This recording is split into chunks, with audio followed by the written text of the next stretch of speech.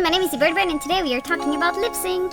So some of you might know that one of my favorite things to animate in life is lip sync. So today I'm going to give you some advice about lip sync, but little thing different today, it's not a tutorial dedicated to harmony. It is just a general video about lip sync. So the knowledge I'm going to share with you today can be applied to any software, any medium you use, whether you animate with Play-Doh,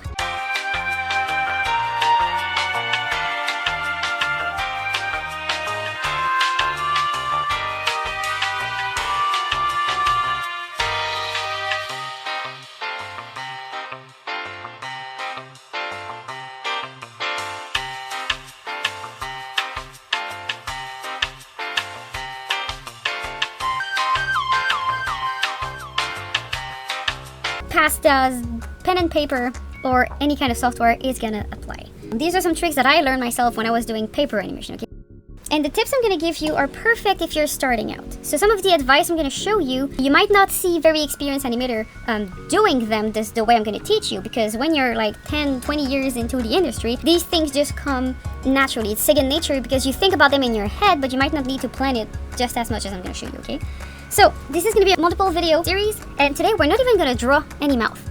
We're going to talk about decoding your script or your audio file. Decoding the sound is very important, and I could do a whole video about it, but here's the basic. So you listen to the sound and you try to write it in a way that accentuates the bits that you hear. And even before doing it into like the timing like that of the timeline, you can decode the sound by just having the script written on a piece of paper, like you just write the words, like I'm going to show you here. And then you look at the words and you try to maybe circle the most important sounds. You don't care what the word is, you care about the sound the letter makes when we say them, okay? So for example here, the sentence I have is, come on, what are you, Ross, out of a sudden? So there's a lot of words here in barely any seconds, right? So it's very important to figure out which one you're gonna accentuate, okay? Because it's not about making every word that you see or hear into a mouth shape, because then you're gonna end up with a machine gun mouth. It's just like so many different mouth shape into like the same second, and it's not great. You wanna find the rhythm.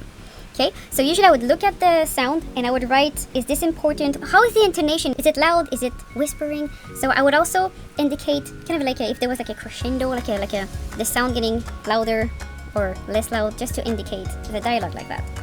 And then you want to indicate which are the words you're gonna pay attention to and stuff.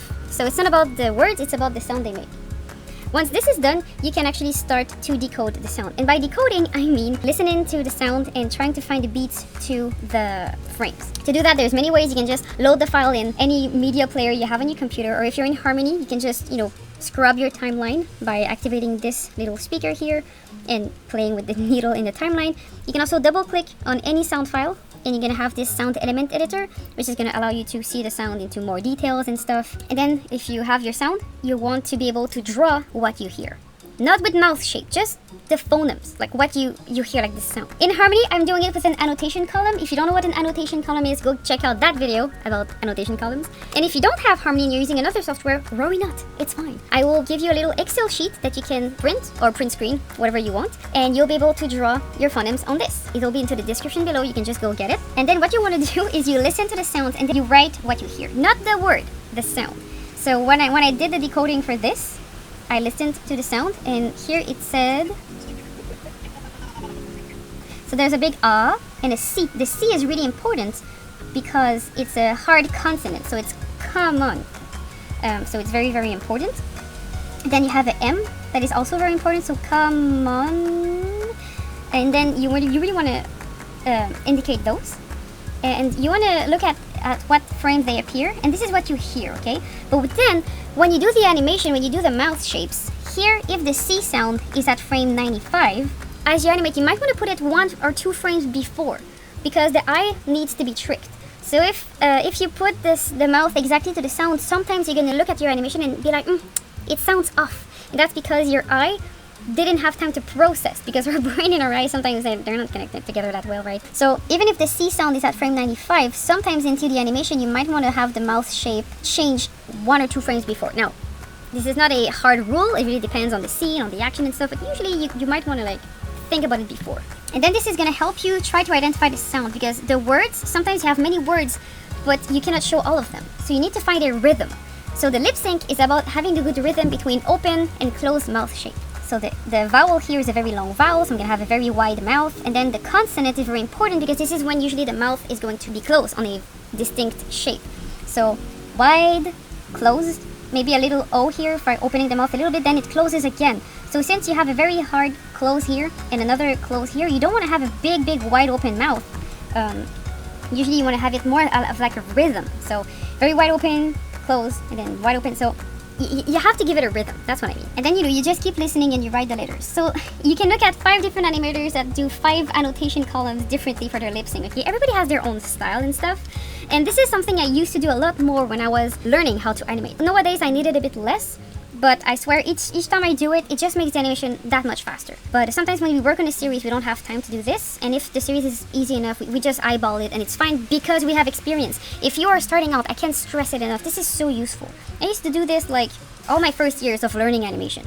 It's really helpful. Now I've been animating enough and I know that my C sounds, the M sound, the R, the S, these are sounds that I look for because they help my rhythm. Now I have 3 little advice for you. When you do your decoding, look for the important sound. The important sounds are the hard consonant or anything that makes the mouth close or beat indicator. Then you want to look for long vowels because these are usually a wide mouth. So they're going to be very noteworthy. Oh, I'm going to isolate my ghost because it's going to make it faster. Here I have the and then I have the N at the end where it's like all of a sudden. I did a lot of emphasis on the N here. I know it's just a closed mouth, but I wanted to emphasize it at the end. So when you finish a dialogue, it's not because the dialogue is over that the mouth stops moving. It needs to settle. So yes, he says all of a sudden. So like this. So instead of saying sudden and stopping it, the N settles in place. Sudden. Sudden. So can settle. So long vowels or wide mouth and things that you're going to keep for a while because it helps the rhythm. And then one thing I do look for is the ooh sounds because the ooh sounds help the rhythm because then you can have open mouth, closed mouth, and ooh mouth, and you try to find a rhythm, a balance between all 3. And last advice, do not accentuate all sounds or all words because then your mouth will stagger and look like a machine gun. And focus on the rhythm. And if you have mumbling, like a character saying a lot of words in like 1 second, try to find the rhythm. And this is gonna be very helpful. So he goes, what do you, Russ? All of a sudden? So like the Russ sound could be an open mouth, or like an A mouth, but sometimes I like to do it as an O mouth, just because it helps have a bit more of a contrast, because otherwise I would just use these 2 mouths. But then I wanted to go a bit to the left side, to the screen right side of my face. So I did a O sound and it helps having contrast. So these are my advice to decode your sound and I'm looking forward to see you next week. Bye bye!